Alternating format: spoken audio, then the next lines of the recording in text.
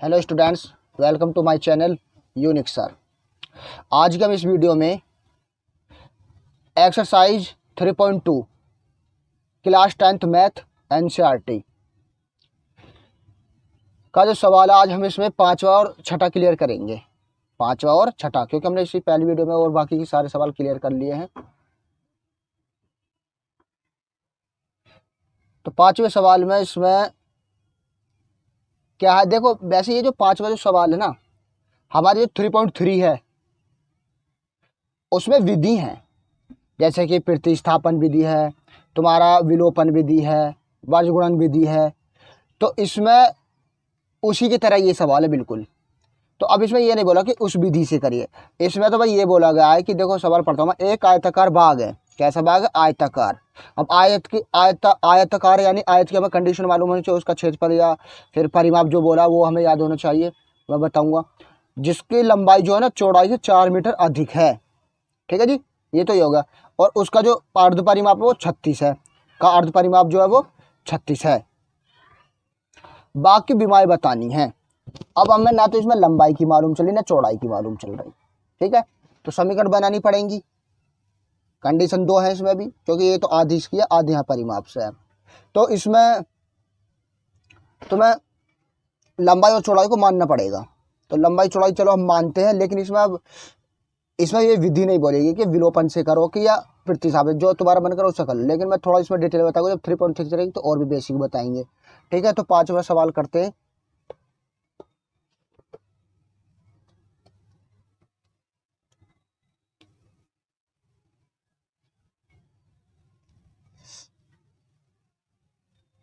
हमारी एक्सरसाइज है 3.2,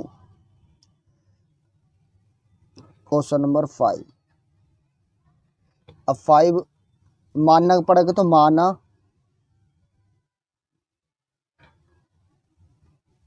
आयताकार बाग की लंबाई, शॉर्टकट में लिख दिया मैंने, एक्स है, एक्स मीटर मान ली, एम बना दिया, तथा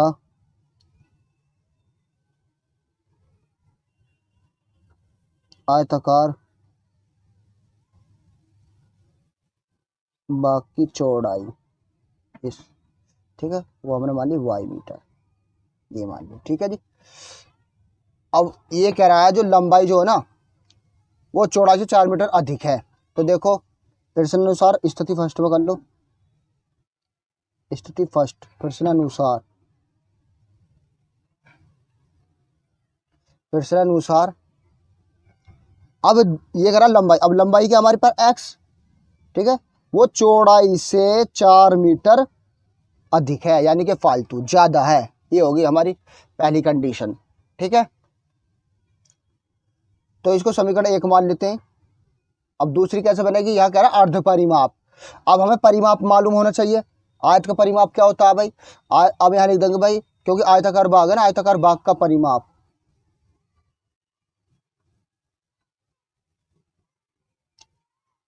आयताकार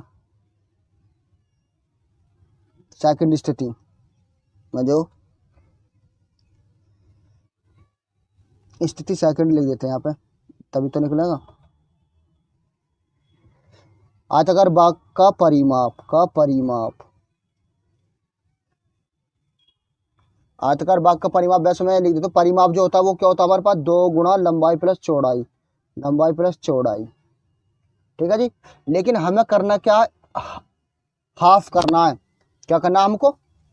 आधा, अर्ध परिमाप बोला तो अर्ध परिमाप, तो यहाँ लिख देंगे अर्ध परिमाप, क्योंकि यहाँ दे रखा है ना अर्ध परिमाप।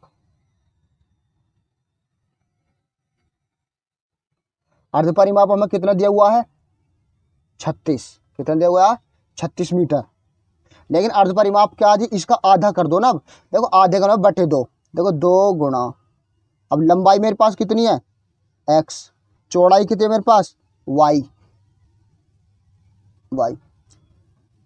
इज इक्वल टू में 36। अब इसका आधा कर दो, ये होगा आधा, क्योंकि अर्ध परिमाप बोला ना, अर्ध परिमाप। तो अब देखो 2 से 2 काट दो, 2 से 2 काट दो, तो यानी कि x plus y is equal to में 36, ये होगी समीकरण 2। स्थिति सेकंड लेके या प्रश्न अनुसार कर देंगे, प्रश्न अनुसार अकॉर्डिंग टू क्वेश्चन ऐसे करके लिख देंगे ये। तो ये हमारे अब ये 2 बनी। अब हमें कैसे भी करें एक्स वाई की वैल्यू चाहिए। अब देखिए आ जरा भाई, यहाँ x बराबर हमें दे रखा वाई प्लस के 4, वाई प्लस के 4, वाई प्लस के 4 दे हुआ है। लेकिन अब जहाँ पे x है वहाँ वाई प्लस की 4 की वैल्यू समीकरण 2 में रख दो ना, तो फिर एक्स वाई की वैल्यू निकल जाएगी। तो यही प्रतिस्थापन विधि होती है वैसे, लेकिन मैं डिटेल में बताऊंगा जब 3.3 चलाएंगे ना, तो उसमें डिटेल बताएंगे।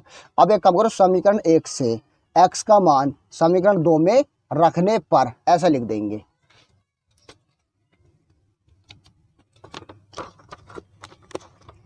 तो देखो यहां लिख दो समीकरण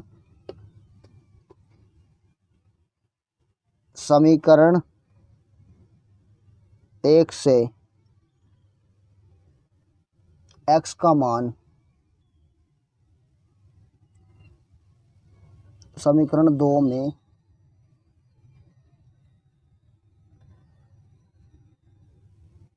रखने पर। अब समीकरण 2 क्या हमारी, पहले वो चलो मैं लिख कर देता हूँ फिर बाद में रख दूंगा। तो यानी कि हमारे समीकरण जो वो है x प्लस के वाई इज इक्वल टू में 36। अब x की जगह क्या लिखूँ मैं, अब समीकरण 1 क्या मेरे पास x इज इक्वल टू कितना हमारा वाई प्लस के 4, वाई प्लस के 4 इसको रख देंगे। जहाँ पे x है वहाँ पे वाई प्लस के 4 रख दो, वाई प्लस 4 और एक पहले से ही y है ये वाला इज इक्वल टू में 36। ठीक है, y की वैल्यू निकाल देंगे। तो वाई कितना हो गए, वाई कितना 2y, 4 इधर को क्या हो जाएगा माइनस का, तो 36 और माइनस के 4। ठीक है, तो 2y, अब 36 में 4 के क्या बचे बताओ 32 वाई बर। अब जो कोई जब इधर कोई संख्या बताओ वो इधर बट्टे में आ जाती है, तो 32 और बट्टे में 2, अब 2 से क्या बार कट गई 16 बार, वाई बार आ गया 16, वाई का मान आ गया 16। अब वाई का मान चाहे तो 1 में रख दो या 2 में रख दो, तुम्हारे ऊपर डिपेंड है। ठीक है, तो वाई का मान समीकरण 1 में रख देते हैं। समीकरण 1 में वाई का मान रखने पर। ठीक है, अब समीकरण 1 क्या है मेरे पास, x equal to y plus के 4, यही तो है। अब रख दो, तो x बराबर y की वैल्यू कितनी है 16 और प्लस में 4, तो x इक्वल टू कितना आगा जी 20, कितना आगा 20। तो जहां हमने माना करा ना वहां पर कर दो, अतः करके कर दो, अतः बाग की या आयताकार बाग की, आयताकार बाग की लंबाई कितनी आई है 20 मीटर, क्योंकि हमने लंबाई क्या मानी है 20 मानी है ना, लंबाई 20 मीटर तथा चौड़ाई कितनी आई है 16 मीटर है। ये हो जाएगा इस तरीके से, ये हो जाएगा ये। ठीक है, ऐसा करना है। अब देखो छठा सवाल क्या कहता, क्योंकि इससे पहले वाले वीडियो में बाकी के सवाल बचा थे, अब ये छठा और पांचवा भी बचा था। अब छठे में क्या, छठा भी देखो ऐसी ही, छठे में भी ज्यादा कुछ हो नहीं है। देखो एक रेखी समीकरण 2x प्लस के 3y माइनस के 8 बराबर में 0 दी गई है। दो चरों में एक ऐसी और रेखिक समीकरण लिखिए, जैसे ये समीकरण ना, एक और समीकरण लिखनी है हमें। क्यों, हम तभी तो बताएंगे प्रतिच्छेदी है या समांतर है संपाती है, ताकि प्राप्त युग्म का ज्यामितीय निरूपण, जैसा कि ये दिख रहा है ना, ये एक तो ऐसे समीकरण लिखने जैसे कि हमें कंडीशन कौन सी लग जाए, प्रतिच्छेद रेखा वाली लग जाए कंडीशन, और एक लग जाए समांतर रेखा वाली कंडीशन, और एक लग जाए समांतर रेखा वाली कंडीशन। लेकिन ये तीनों में हमें मालूम होना चाहिए। जब हमने प्रतिच्छेद रेखा कब कराए, जब हमारा a1/a2 बराबर नहीं b1 b2 के, यानी यही तो है। अब दूसरे में समांतर में कब होगा, जब a1 और b1 वाले बराबर हो और भैया जो c1 वाले बराबर नहीं हो। और ऐसे संपात रेखाएं कब होती हैं, जब तीनों ही बराबर होती हैं। तो ऐसी कंडीशन बना दो ना। तो देखो अब समीकरण हमें यह करें कि भाई 2x और प्लस के 3y माइनस के 8 बराबर 0, तो ऐसे लिखो जो इसके बराबर ना हो। कोई भी यहाँ पर कोई भी संख्या चेंज करके लिख सकते हो। अब तीनों, या तो तीनों के लिए तीनों के अलग अलग एक जैसी पे डिपेंड कर लो। ठीक है, तो लिखते हैं, देखो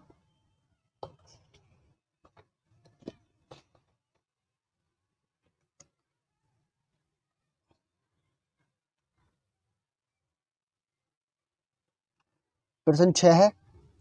अब यहाँ समीकरण है भाई हमारी क्या है, 3x प्लस के 3y और 2x,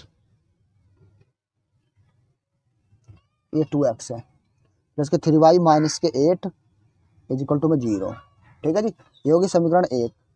अब दो ऐसी मानो, देखो अगर 2 है तो यहाँ पर कुछ और मानो, कुछ भी मान लो जो मन करे, क्योंकि हमें तो a1 और b1 के मान क्या बराबर नहीं आने चाहिए। a1 और b1 के मान कैसे होने चाहिए, बराबर नहीं आने चाहिए। तो कोई भी समीकरण लिख लो अपने पास से, कोई भी कंडीशन निकले है। देखो अब कैसे, तो यहाँ पे हम लिख देंगे, चलो 7x प्लस के 2x माइनस के कुछ भी लिख दो यहाँ, या 7 ही लिख दो, जो भी है कुछ भी लिख दो जो मन करे, ये जरूरी नहीं है कि एग्जैक्टली लिखो। ठीक है, अब देखो, अब a1 की वैल्यू कितनी है जी 2, ऐसे b1 की वैल्यू कितनी है जी 3, c1 की वैल्यू कितनी है जी माइनस का 8, ये। ठीक है, ऐसे ही a2 की वैल्यू कितनी है 7, ऐसे b2 की वैल्यू कितनी है जी 2, यहाँ y होना चाहिए 2x 2y, यहाँ y तो जल्दबाजी हो गई, सॉरी। तो c2 की वैल्यू क्या जी माइनस के 7, ये होगी। अब कर दो जी प्रतिच्छेदी रेखाएं के लिए, तो देखो a1 अपॉन में a2 बराबर नहीं b1 अपॉन में b2, ये कंडीशन होनी चाहिए। तो देखो अब यहाँ लगाइए जरा इसको फॉर्मूले को, a1 कितने 2, a2 कितने 7 बराबर नहीं b1 की वैल्यू कितने 3 और b2 कितने 2, होगी ना होगी, तो ये समीकरण हो जाएगी। तो ये समीकरण हो जाएगी इसके लिए, प्रतिच्छेद रेखाओं के लिए समीकरण यहाँ लिख देंगे। अतः प्रतिच्छेद रेखाओं समीकरण के रेखाओं के लिए समीकरण ये लिख देना इतना। तो अतः प्रतिच्छेदी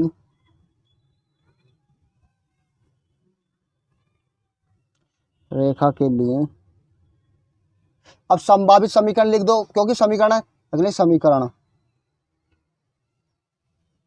क्या जी हमारे पास समीकरण 7x प्लस के 2y माइनस के 7, ठीक है, बराबर में 0, ये लिख देंगे। ठीक है, इस तरीके से। तो ये हमें ऐसे लिख देनी है, कोई भी कुछ भी लिख सकते हो अंदाजे से। ठीक है, बस ये कंडीशन ये कि ये दोनों बराबर नहीं होनी चाहिए। तो ये हमारा स्क्रीनशॉट ले लो इसका, इतने का, यहाँ से इतना, फिर यहाँ से लो इतना। ठीक है, अब देखो दूसरा, अब दूसरा पार्ट क्या है, ये तो पहले पार्ट के लिए है। दूसरे पार्ट में क्या समांतर वाला, अब समांतर का तुम्हें याद होना चाहिए।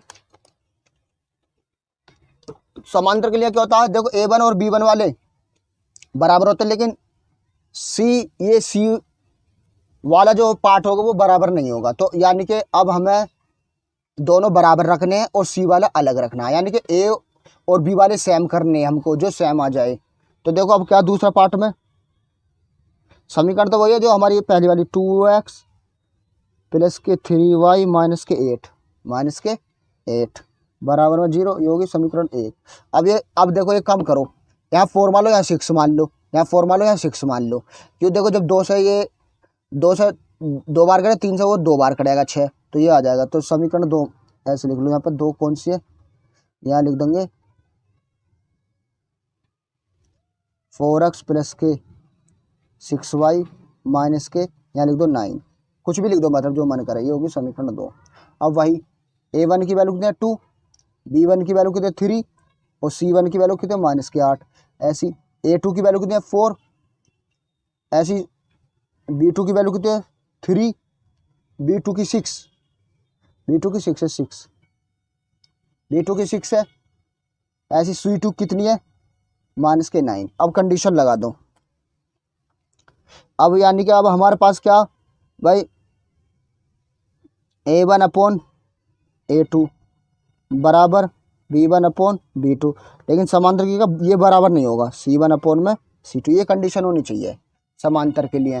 तो देखो a1 की वैल्यू क्या हमारे पास 2, a2 की क्या 4 बराबर b1 की क्या 3 और b2 की क्या 6 और बराबर नहीं c1 की तो माइनस के 8, c2 के माइनस के 9, माइनस से माइनस होगा। अब देखो ये, अब इन्हें करे बोला 2 कम 2, 2 दूनी 4, 3 कम 3, 3 दूनी 6, तो होगी ना होगी दोनों बराबर। तो ये हम समीकरण ये वाली लागू कर देंगे इसको। अब यहाँ लिख देंगे अतः समांतर रेखा समांतर रेखा के लिए समीकरण।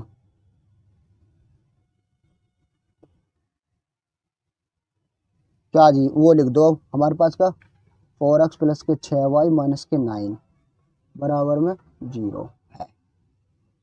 ये लिख देंगे इतनी, ये हो गई। ठीक है, इतना स्क्रीनशॉट ले लो, फिर इतना ले लो। तो ये इस तरीके से हम लिख देंगे। अब ऐसे हमारे पास का तीसरे पार्ट में क्या जी, समपाती रेखा कब होंगी, जब तीनों बराबर करने हैं। तो एक काम करो, तीनों बराबर के लिए क्या कर दो, इनको डबल कर दो, इनका क्या कर दो, डबल कर दो। तो तीसरा पार्ट लिखते हैं। तीसरा पार्ट क्या हमारे पास, ये 2x प्लस के 3y माइनस के 8 बराबर 0। अब सोचो, बताओ तीनों वैल्यू कब बराबर हो सकती है। एक काम कर दो, तीनों के डबल डबल कर दो, तीनों के डबल डबल कर दो। देखो 4x प्लस के 6y माइनस के 16 बराबर 0, क्योंकि जब सबका 1/2 आ जाएगा फिर। तो यानी कि यहाँ वैल्यू लिख दो, a1 की कितनी है 2, b1 की कितनी है 3, c1 की कितनी है, c1 कितने माइनस के 8, ऐसी a2 कितनी है 4, b2 कितनी है 6, c2 कितनी है माइनस के 16। अब रख दो। तो देखो अब दोनों बराबर होनी चाहिए समांतर के लिए, तीनों मतलब समीकरण दोनों। अब देखो कैसे, a1/a2 बराबर b1/b2, c1/c2। वैल्यू कर दो, अब तीनों की वैल्यू बराबर आनी चाहिए, तो हमारी समपाती रेखा हो जाएगी। तो यानी कि इसकी वैल्यू कितनी है भाई, 2y4 3y6 माइनस के 8y माइनस के 16, ये है जी। अब ये 2 से क्या बार, एक बार, ये 2 से 2 बार, 3 से 1 बार, 3 से 2 बार, माइनस 8 से 1 बार, 8 से ये 2 बार, ये होगा। अब ये तीनों बराबर आ रही हैं, तो अब ये लिख देंगे अतः समपाती रेखा के लिए, ये संभावित है समीकरण, ये ना कि एग्जैक्ट है, कुछ भी आ सकती है, ये संभावित समीकरण है। अतः समपाती रेखा के लिए समीकरण क्या जी, 4x प्लस के 6y माइनस के 16 बराबर 0, ये है। तो ये तुम्हारा इस तरीके से हम लिख देंगे यहाँ, ये यहाँ से स्क्रीनशॉट ले लो दोनों का। अब ये जो लास्ट वीडियो थी किसकी, 3.2 की, अब 3.2 क्लियर हो चुका है, लेकिन अब हम अगली जो वीडियो बनाएंगे वो 3.3 की बनाएंगे। तो कैसा लगे वीडियो कमेंट में मुझे ज़रूर बताएं, और सजेशन दो कि इससे भी अच्छा। भाई क्यों ऐसा है ना, जब तक आप नहीं बताओगे, जब तक हम कैसे पता चलेगी, कैसे पता चलेगी। बाकी तो हम मेहनत कर ही रहे हैं, ठीक है, तो बाकी तो मेहनत चल ही रही है हमारी भाई, ताकि तुम्हें अच्छे से समझ में आ जाए, तभी तो वीडियो लेंथी होती है। अगर हम समझाएंगे नहीं तो वीडियो छोटी सी हो जाएगी भाई, 2-3 मिनट की बनेगी। तो इसलिए वीडियो जो होती है ना हमारी, जो लेंथ होती है इसलिए होती है, ताकि जो डिटेल में बता सकें। अब देखो जितनी ज़्यादा वीडियो लेंथी होगी उसमें इतनी ही नॉलेज होगी, ठीक है। तो थैंक यू फॉर वॉचिंग।